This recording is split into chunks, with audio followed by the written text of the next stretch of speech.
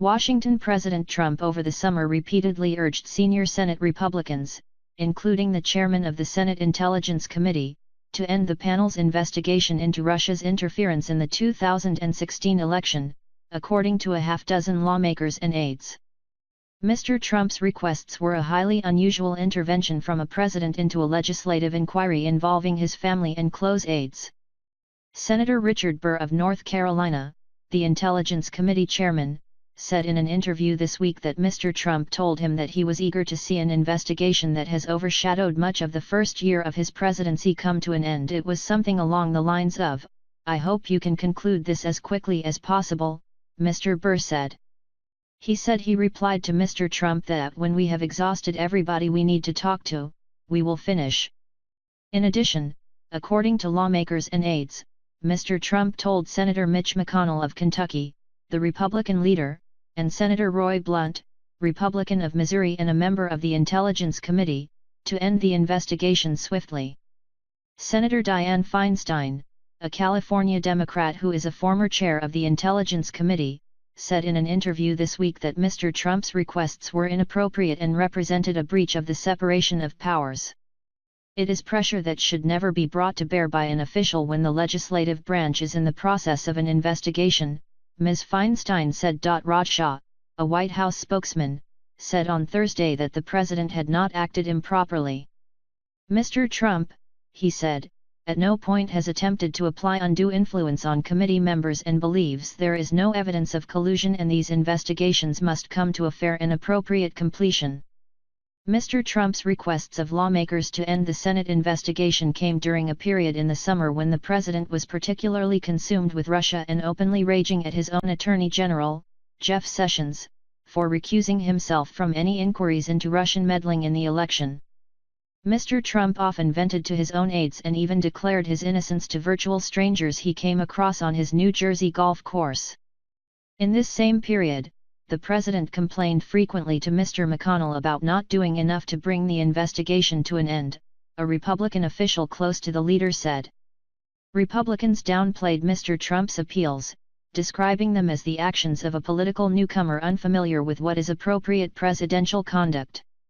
Mr. Burr said he did not feel pressured by the president's appeal, portraying it as the action of someone who has never been in government. But he acknowledged other members of his committee have had similar discussions with Mr. Trump. "Everybody has promptly shared any conversations that they've had," Mr. Burr said. One of them was Mr. Blunt, who was flying on Air Force One with Mr. Trump to Springfield, MO, in August when he found himself being lobbied by the president to wrap up this investigation, according to a Republican official familiar with the conversation. Mr. Blunt was not bothered by Mr. Trump's comments, the official said, because he did not see them bearing a sinister motive.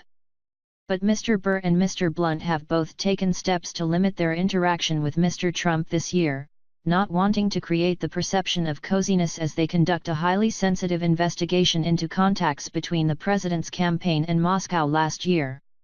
Robert S. Mueller III, the Justice Department's special counsel who is leading a separate investigation into Russian meddling in the 2016 election, is also examining whether Mr. Trump tried to obstruct justice when he fired James B. Comey, the FBI director who was running a federal inquiry into the matter. Mr. Trump also called other lawmakers over the summer with requests that they push Mr. Burr to finish the inquiry, according to a Republican senator who requested anonymity to discuss his contact with the president. This senator, who was alarmed upon hearing word of the president's pleas, said Mr. Trump's request to the other senators was clear: they should urge Mr. Burr to bring the Russia investigation to a close. The senator declined to reveal which colleagues Mr. Trump had contacted with the request. Some of Mr. Trump's advisers feared he would move to fire Mr. Mueller, an option that the president pointedly left open in an Oval Office interview with the New York Times in July. During this time, Mr. Trump made several calls to senators without senior staff present, according to one West Wing official. According to senators and other Republicans familiar with the conversations, Mr. Trump would begin the talks on a different topic but eventually drift toward the Russia investigation. In conversations with Mr. McConnell and Senator Bob Corker, the Tennessee Republican who is chairman of the Senate Foreign Relations Committee, Mr. Trump voiced sharp anger that congressional Republicans were not helping lift the cloud of suspicion over Russia, the senators told political allies. The Times reported in August that the president had complained to Mr. McConnell that he was failing to shield Mr. Trump from an ongoing Senate inquiry. The earlier call with Mr. Burr, however, was perhaps the most invasive, given Mr. Burr's role directly supervising the Senate's investigation of Mr. Trump. Mr. Burr told other senators that Mr. Trump had stressed that it was time to move on from the Russia issue, using that language repeatedly, according to people who spoke with Mr. Burr over the summer. One Republican close to Mr. Burr, who spoke on condition of anonymity, said that Mr. Trump had been very forceful. Asked why Mr. Trump is so irritated with the investigation, Mr. Burr said, "In his world it hampers his ability to project the strength he needs to convey on foreign policy." Mr. Burr said Mr. Trump was not fully aware of the impropriety of his request because the president still has the mindset of a businessman rather than a politician. "Businessmen are paid to skip things that they think they can skip and get away with," he said. This past summer, Mr. Trump also contacted Senator Thom Tillis, a North Carolina Republican who in August introduced a bipartisan bill limiting the president's power to dismiss special prosecutors, a measure widely seen as aimed at protecting Mr. Mueller from Mr. Trump. In an interview this week, Mr. Tillis said the president just asked me where my head was on the legislation and described the exchange as pleasant. Mr. Trump did not press him on the Senate investigation, said Mr. Tillis, who is not on the Intelligence Committee. Republicans said Mr. Trump's ire often went beyond the Intelligence Committee investigation and spilled over a range of issues that touched on Russia and his relationship with Congress. Another Republican senator said Mr. Trump had not urged him to help bring the Russia inquiry to a halt. Instead, the senator said, the president nudged him to begin an investigation into Hillary Clinton's connection with the intelligence gathering firm Fusion GPS, which produced a dossier of allegations about Mr. Trump's ties to Moscow.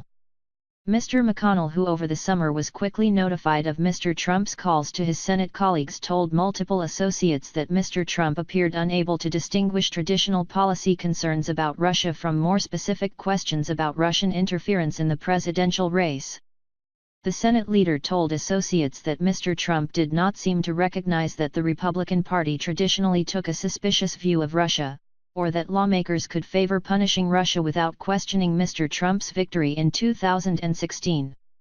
The president had reluctantly signed a bill imposing sanctions on Moscow on August 2, using an extraordinary written statement to lash out against what he viewed as a usurping of executive authority from a Congress that could not even negotiate a health care bill after 7 years of talking.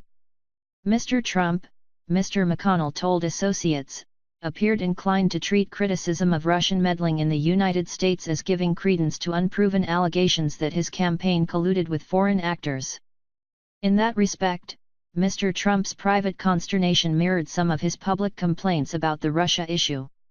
He has continued to seethe regularly, and openly, about the scrutiny of Russia's political activities, tweeting just last weekend, "Since the first day I took office, all you hear is the phony Democrat excuse for losing the election, Russia, Russia, Russia." To the channel and click on like.